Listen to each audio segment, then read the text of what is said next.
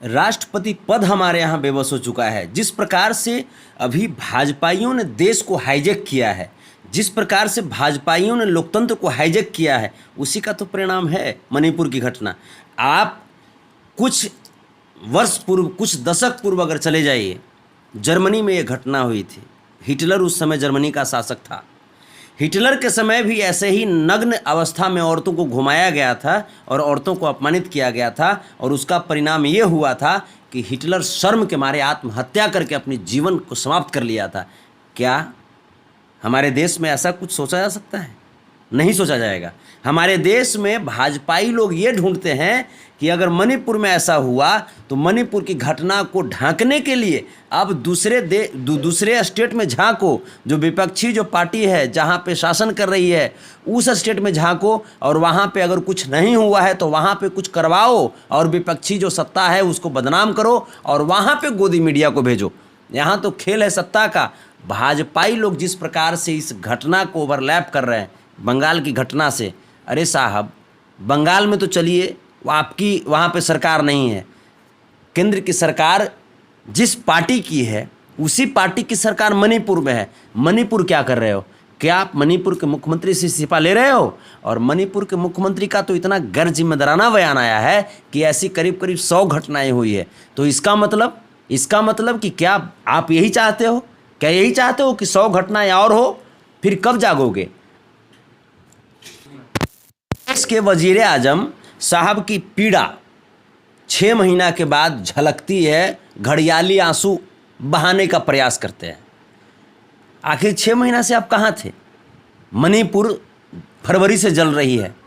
तमाम लोग, तमाम जो खास करके आप जैसे जो यूट्यूबर हैं, आप जैसे जो पोर्टल न्यूज़ के जो लोग हैं, हमेशा मणिपुर की घटना को लेकर के सवाल उठाए, केंद्र सरकार से, राज्य सरकार से प्रश्न पूछे। आखिर 6 महीना के बाद आपको पीड़ा क्यों उठी? क्या आपका दिल सही तरीके से काम कर रहा है या नहीं कर रहा है, या आपका दिल पत्थर का हो चुका है? और अगर पत्थर का हो चुका है तो वैसे पत्थर दिल वाले प्रधानमंत्री को देश की लोग और देशवासी पसंद नहीं करते हैं।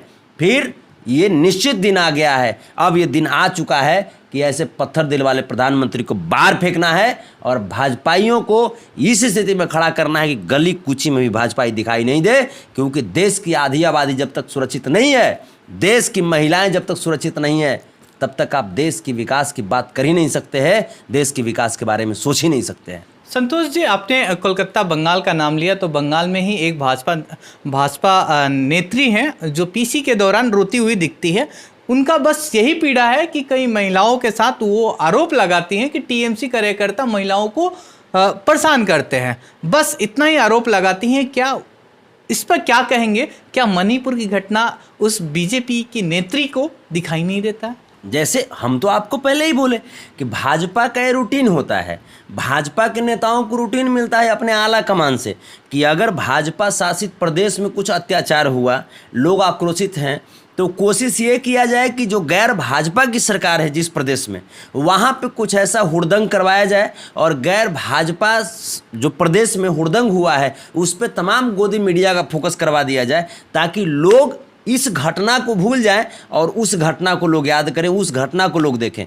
तो मैं पूछना चाहता हूं भाजपा की नेत्री जी से कि आप जो घड़ियाली आंसू बहा रही थी, बड़ा विलाप कर रही थी, आप वही विलाप एक बार जाकर के मणिपुर के लोगों की सुन लिया करती। अगर आपके अंदर अगर संवेदना है, आपके अंदर नैतिकता है, या आपके आका के अंदर नैतिकता है, तो अब तक प्रधानमंत्री मणिपुर क्यों नहीं गए?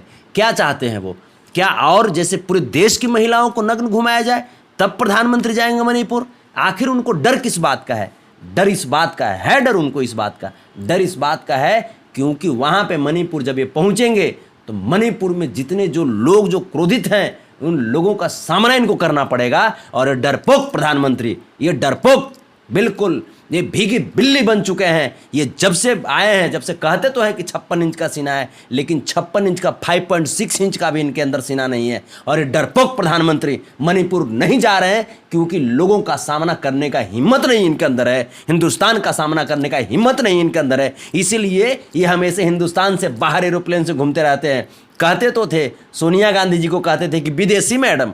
अरे साहब, विदेशी मैडम कम से कम हिंदुस्तान की सरजमी पे आकर के हिंदुस्तान की आबो हवा में रहना पसंद की, कभी विदेश जाना पसंद नहीं की। लेकिन अगर आप देसी हैं तो आप हवाई जहाज़ का इतना विदेश यात्रा क्यों करते हैं? क्या कर लिया आप विदेश जा करके? हिंदुस्तान का सिर्फ नाक कटवाया आपने, हिंदुस्तान की मान मर्यादा पे कलंक आपने सिर्फ लगाया, हिंदुस्तान की सजी हुई जो मर्यादा थी उसको आपने दागदार किया। आप क्या किया आपने हिंदुस्तान के लिए? कुछ नहीं किया। हिंदुस्तान को आपने लूट लिया, नौजवानों को रुलाया, किसानों को रुलाया, हिंदू मुसलमान करके देश के तमाम सम्मानित जनता को आपने रुलाया।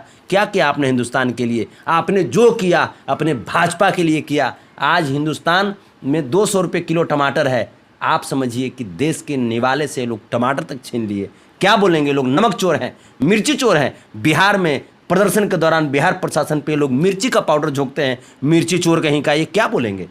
चलते चलते बस इतना ही क्वेश्चन करेंगे कि अपनी सीमा की सुरक्षा को लेकर जांच एजेंसियां बहुत तत्पर रहती हैं। आपने एक लव स्टोरी बड़ी पैमाने पर चर्चा का विषय भी है, नेशनल मीडिया या मतलब कोई भी मीडिया हाउस में आप लोगों ने देखा।